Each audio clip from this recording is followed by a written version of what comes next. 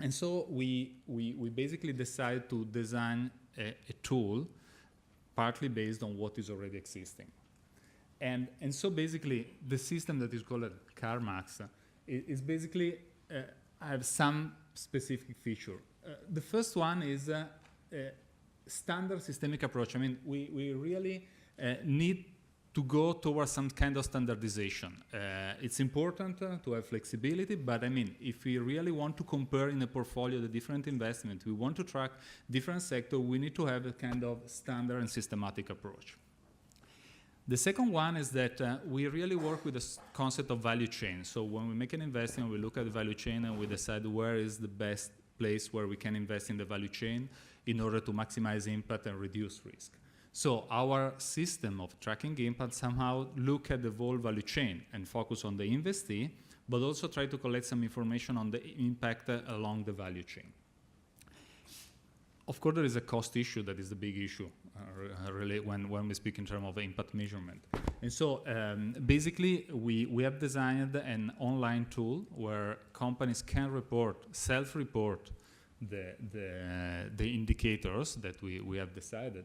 And then, of course, there is an annual audit of the indicators. But this is just a way to define an instrument, a tool that can be easily used, not too much expensive, in order to really start the dialogue. The real objective is to really open a dialogue with the investee in terms of reporting indicators and reporting information on what they are doing and what about their impact in terms of social and environmental impact.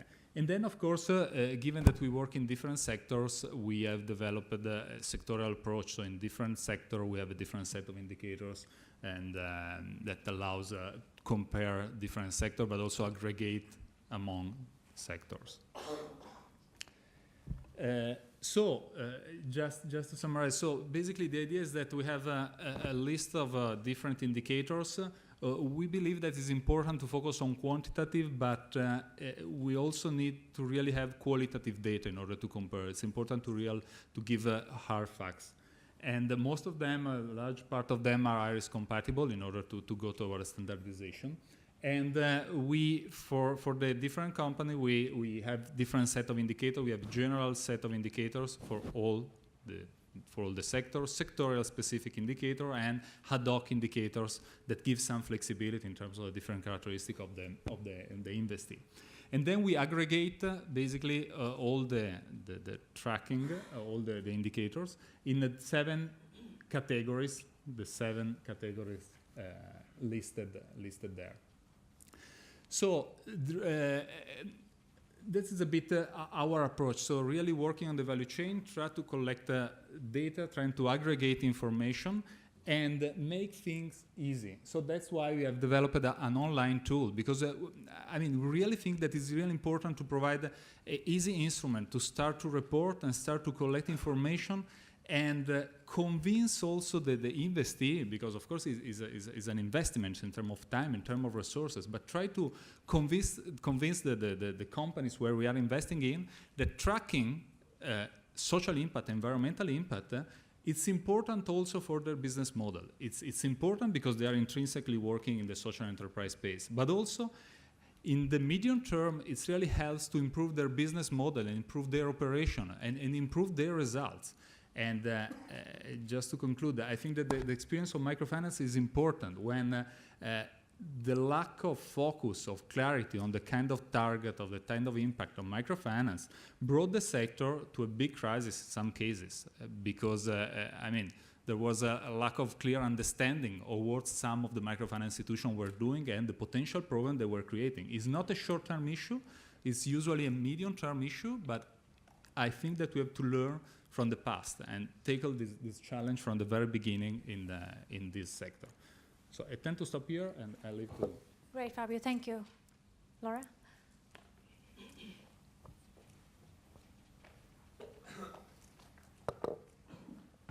Okay, as the slides are magically coming up, let me tell you that I sent many, many copies of this report from New York, and I was promised that they would be delivered here during our hour together, but as the time wanes, I guess I'm getting a little nervous they're not going to make it to the room.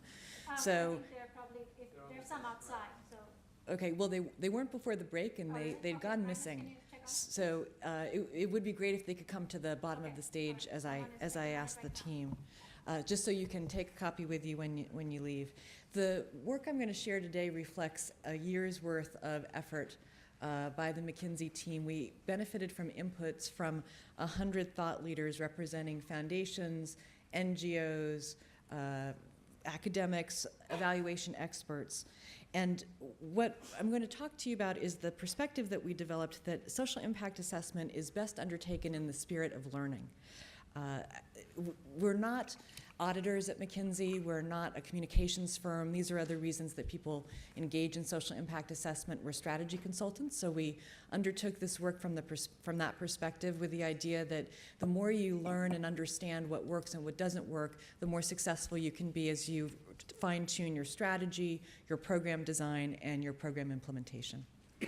So what do we mean by a learning-driven assessment? Here are some of the components, the characteristics of a learning-driven assessment. It looks beyond your own institution and looks at the knowledge that the field has about the problem that you're trying to solve. Explicitly, a learning-driven assessment is answering the question, what do we want to learn? And this assumes that we don't already know the answer and that we're not necessarily working at the highest capacity yet. A learning-driven assessment looks for insights into what works, but wants to understand why something is working. That's the most important piece. Unintended consequences are considered in terms of the project. You look at the external forces that are at play as well to understand why or why not something is working. A learning-driven assessment harvests learning from failures, right? We go into a project with a certain set of expectations about how it will turn out. That doesn't mean that if the project goes in a different direction that we aren't going to pull some very valuable lessons from that experience. And a learning-driven assessment, if you undertake it in the right way, has a benefit beyond just social impact assessment. It can build a fabric and a relationship among a set of stakeholders who've engaged together in the assessment process. And so that's going to have a variety of benefits for the project and for the community working together. Here are some of the best practices that we came to in our work, and I'm just going to highlight a couple of these. We talk about them in more detail in the report. Number one, hear the constituent voice. So by constituent here, we mean both NGOs who may be receiving money from foundations, we mean social enterprises who would be receiving money from impact investors, and we certainly mean the people in the communities who are benefiting and participating in these activities.